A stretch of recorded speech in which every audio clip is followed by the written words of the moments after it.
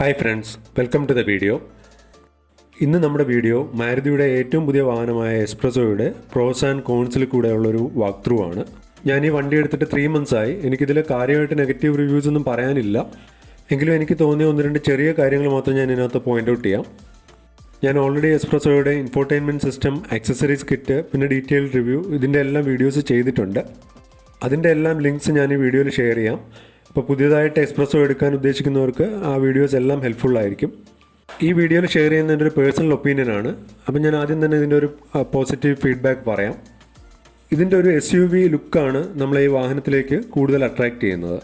ഇതിൻ്റെ ബോൾഡായിട്ടുള്ള front ഗ്രില്ലും dual chamber ഹെഡ്ലൈറ്റും എല്ലാം ചേരുമ്പോൾ നമുക്ക് ബ്രസയുടെയൊക്കെ പോലെ ഒരു കോമ്പാക്റ്റ് SUV ഫീൽ ആ ഒരു ലുക്ക് കിട്ടുന്നുണ്ട്. ഈ ഒരു പ്രൈസ് റേഞ്ചിൽ ഇതൊരു നല്ല ഫീച്ചറാണ്.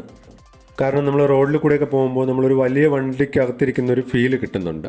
ശരിക്കും ഒരു SUVയുടെ ലുക്ക് വണ്ടിക്ക് കിട്ടുന്നുണ്ട്. അത് തന്നെയാണ് ആദ്യത്തെ പോസിറ്റീവ് ഫീഡ്ബാക്ക്. പിന്നെ അടുത്ത ഫീഡ്ബാക്ക് എന്ന് പറയുന്നത് ഇതൊരു നെഗറ്റീവ് ഫീഡ്ബാക്ക് എന്ന് പറയാൻ പറ്റില്ല. നമ്മൾ വണ്ടി എടുക്കുമ്പോൾ ആക്സസറീസ് കിറ്റിൽ എന്തൊക്കെയാണുള്ളതെന്നും എക്സ്ട്രാ ഫിറ്റിങ്സ് എന്തൊക്കെയാണുള്ളതെന്നും ശ്രദ്ധിക്കുക. കാരണം ഈ വണ്ടിയുടെ ബ്രൗഷേഴ്സിലും പരസ്യത്തിലും എല്ലാം നമ്മൾ കാണുമ്പോൾ വണ്ടിയിൽ DRL ഫിറ്റ് ചെയ്തിട്ടുണ്ടായിരിക്കും, ഫ്രണ്ട് ക്രോം ഇൻസേർട്ട് ചെയ്തിട്ടുണ്ടായിരിക്കും, സ്കിഡ് പ്ലേറ്റ് ഉണ്ടായിരിക്കും. അപ്പോൾ ഇതെല്ലാം യഥാർത്ഥത്തിലൊരു എക്സ്ട്രാ ഫിറ്റിങ്സിൻ്റെ ഭാഗമാണ്, ആക്സസറീസ് കിറ്റിൻ്റെ ഭാഗമാണ്. അപ്പോൾ നമ്മളൊരു ഫുൾ ഓപ്ഷൻ വണ്ടി എടുത്താൽ പോലും നമ്മൾ ഈ ബ്രൗഷറിൽ കാണുന്ന വണ്ടിയായിട്ട് എൻറ്റയർലി ഡിഫറെൻ്റ് ആയിരിക്കും. ഈ ഒരു പ്രൈസ് സെഗ്മെൻറ്റിൽ നോക്കുമ്പോൾ ഇതൊരു നെഗറ്റീവ് ഫീഡ്ബാക്ക് അല്ല. പിന്നെ വേറൊരു അഡ്വാൻറ്റേജ് ഇതിനകത്തുള്ളത്, നമ്മൾ ആക്സസറീസ് കിറ്റ് ചൂസ് ചെയ്യുകയാണെങ്കിൽ DRL ഉൾപ്പെടെ നമുക്ക് ഷോറൂമിൽ നിന്ന് തന്നെ ഫിറ്റ് ചെയ്ത് വണ്ടി പുറത്തിറക്കാൻ പറ്റും. അപ്പോൾ നമുക്ക് ഷോറൂമിൽ നിന്ന് തന്നെ വണ്ടി ഫുള്ളി കസ്റ്റമൈസ്ഡ് ആയിട്ട് ഇറക്കാനുള്ളൊരു ഓപ്ഷനുണ്ട്.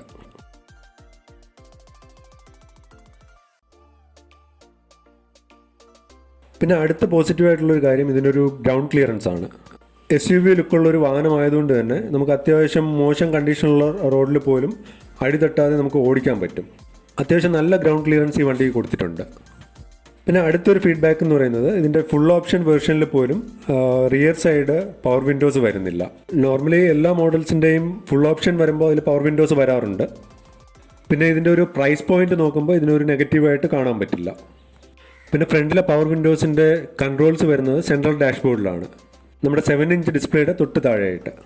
നമ്മൾ യൂഷ്വലി ഡോറിൽ യൂസ് ചെയ്ത ആൾക്കാർക്ക് ആദ്യം സെൻട്രലിൽ യൂസ് ചെയ്യാൻ കുറച്ച് ടഫായിട്ട് തോന്നും. പക്ഷേ എനിക്ക് തോന്നുന്നു 1-2 മാസം കഴിയുമ്പോഴത്തേക്കും അതുമായിട്ട് യൂസ് ടു ആയിക്കോളും.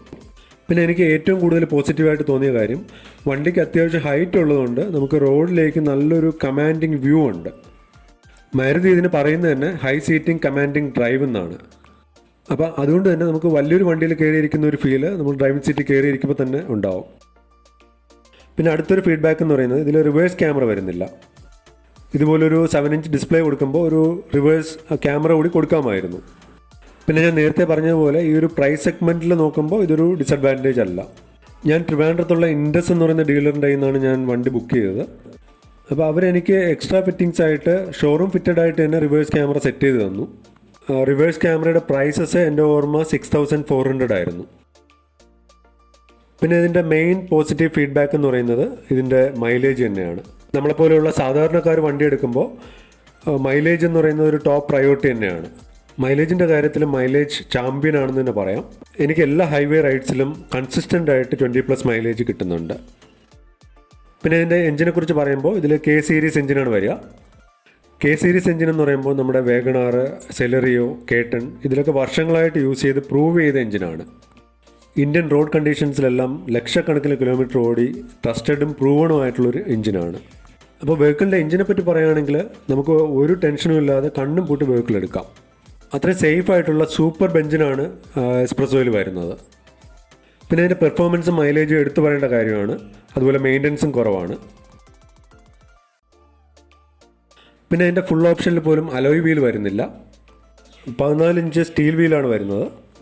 പിന്നെ നേരത്തെ പറഞ്ഞ പോലെ പ്രൈസ് സെഗ്മെൻറ്റ് കൺസിഡർ ചെയ്യുമ്പോൾ അതൊരു പോരായ്മയല്ല. പിന്നെ നമ്മൾ എസ്പ്രസോ ചൂസ് ചെയ്യുമ്പോൾ എടുത്തു പറയേണ്ട ഏറ്റവും വലിയ അഡ്വാൻറ്റേജ് എന്ന് പറയുന്നത് അതിൻ്റെ സർവീസ് തന്നെയാണ്. നമുക്കറിയാം ഇന്ത്യയിൽ തന്നെ ഏറ്റവും കൂടുതൽ സെയിൽസ് ഔട്ട്ലെറ്റ്സും സർവീസ് സെൻറ്റേഴ്സും ഉള്ളത് മാരുതിക്കാണ്. റിമോട്ട് ഏരിയാസിൽ പോലും സർവീസ് സെൻറ്റേഴ്സ് അവൈലബിൾ ആണ്. അപ്പോൾ ഇത്രയൊക്കെയാണ് എനിക്ക് എസ്പ്രസോയെ കുറിച്ച് പറയാനുള്ളത്. ഇതെല്ലാം എൻ്റെ ഒരു പേഴ്സണൽ ഒപ്പീനിയനാണ്. അപ്പോൾ നിങ്ങൾ എല്ലാ ഫീച്ചേഴ്സും ഉള്ളൊരു ബഡ്ജറ്റ് കാറാണ് നോക്കുന്നതെങ്കിൽ എസ്പ്രസോ കണ്ണും പൂട്ടി ചൂസ് ചെയ്യുക. ഇപ്പോൾ ഇതിൻ്റെ ട്രിവാൻഡ്രത്തെ ഓൺ-റോഡ് പ്രൈസ് 5,40,000 ആണ്. ഇത് വിത്തൗട്ട് ഡിസ്കൗണ്ട്സ് ആണ്. നിങ്ങളുടെ ഷോറൂമിൽ ചെക്ക് ചെയ്ത് കഴിഞ്ഞാൽ അവർ നിങ്ങൾക്ക് കൂടുതൽ ഡിസ്കൗണ്ട്സ് തരും. അപ്പോൾ നിങ്ങൾക്ക് ഈ വീഡിയോ ഇഷ്ടപ്പെട്ടെങ്കിൽ ചാനലും സബ്സ്ക്രൈബ് ചെയ്യുക, സപ്പോർട്ട് ചെയ്യുക. Thanks for watching.